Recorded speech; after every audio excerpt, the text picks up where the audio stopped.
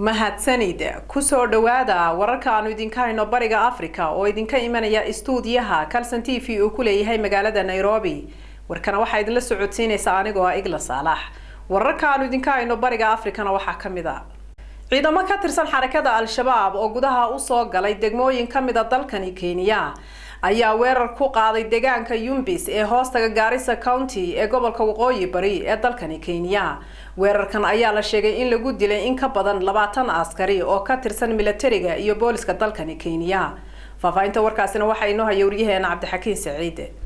ku dhawaad 20 kamid ah ciidamada militariga ee dalka Kenya ayaa la dilay kadib markii kolonyo baabuur oo ay saarnaayeen ay weerar culus ku qaadeen kooxo ka tirsan ururka Al-Shabaab weerarku waxa uu ka dhacay gobolka Waqooyi Bari dalka Kenya gaar ahaan deegaanka Yumbis oo u dhow sohdimaha ay wadaagaan dalalka Soomaaliya iyo Kenya deegaankaasi ayaa shalay gelinkii dambe waxa qarax miino lagu eegtay gaari ay lahaayeen ciidamada ammaanka ee dalka Kenya kuwaas oo ku sii jeeday deegaanka Yumbis warar soo baxaya ayaa sheegaya in weerarka ay kooxda Al-Shabaab ku qaadeen ciidamada ammaanka ee dalka Kenya lagu gubay ugu yaraan 4 gaari oo kamid ah nooca dagaalka kuwaas oo ay wateen ciidamada ammaanka ee dawladda Kenya goobta uu weerarku ka dhacay oo aan isgaarsiin wanaagsan lahayn awgeed ayaa waxa adkaatay in faahfaahin rasmi ah laga helo weerarkaasi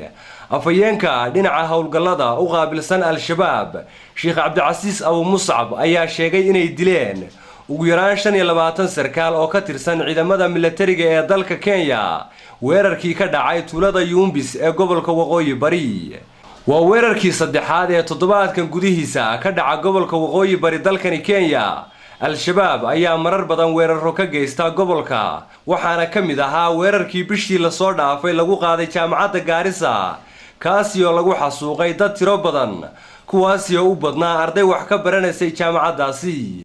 ciidamada ammaanka ee magaalada xeebeedda Mombasa ayaa howlgal ka fuliyeen qaar kamid ah xaafadaha magaalada Mombasa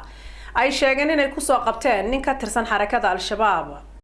ciidamada ammaanka ee dalkani Kenya ayaa sheegay howlgal ay ku fuliyeen magaalada xeebeedda Mombasa ay ku soo qabteen nin ka tirsan xarakada Al-Shabaab ninkan oo magaciisa lagu sheegay Khalid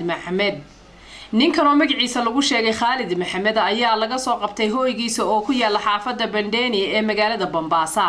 howlgalkan ay iska kaashadeen ciidamo ka tirsan booliska iyo kuwa sida gaarka u tababaran ee loo yaqaan GSU ayaa waxay sheegeen in gurigiisa Maxamed Khalid ka soo heleen bam gacmeedyo lagu farsameeyay dalka Russia howlgalkan ay iska kaashadeen ciidamo ka tirsan booliska iyo sida kuwa gaarka u tababaran ee loo yaqaan GSU ayaa la sheegay in guriga Maxamed Khalid ka soo heleen bam gacmeedyo lagu farsameeyay dalka Russia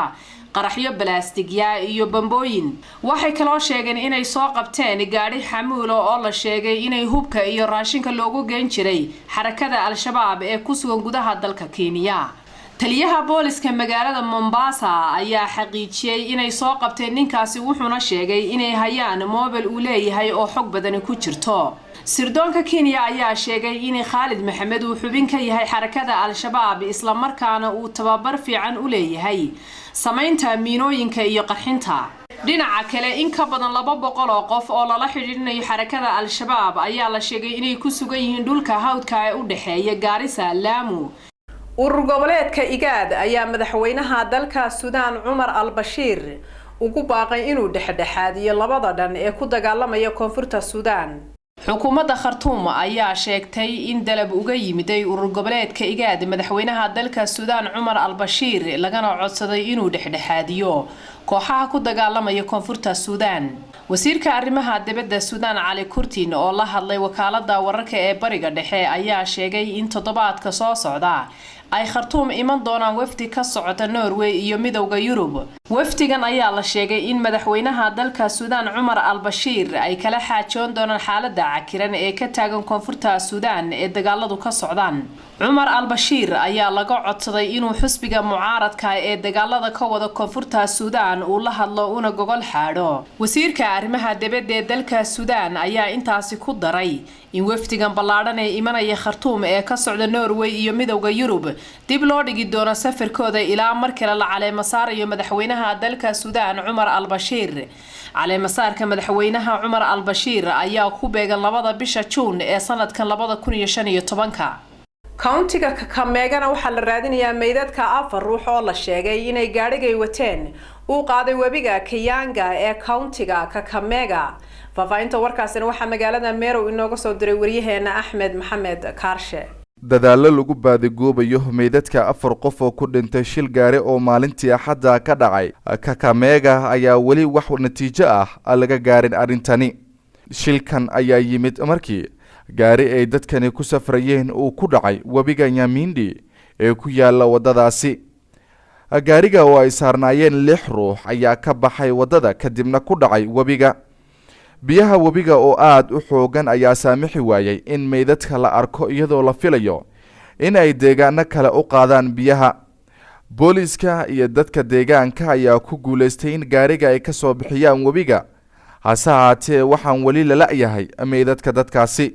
David Kibuyu oo ka mid ahaa dadka deegaanka ee dadaalka ugu jiro raadinta meydadkaasi ayaana wali wax horumar ka gaarin arrinkaasi. qoysaska ay ka soo jeedaan dadka dhintay ayaa wali sugaya in ay helaan meydadka xubnaha ka geeriyooday eheladooda sida ay sheegayso Jajeri oo qoyskaasi ka tirsan. Justice Karima waa qofka kaliya ee ka badbaaday 6 ruux oo saarneed gaariga webiga ku dhacay, waxaana haatan laga saaray isbitaalka kadib markii laga daweeyay dhaawacyo soo gaaray. wiil ay dhashay gabadhaasi oo 11 jir ah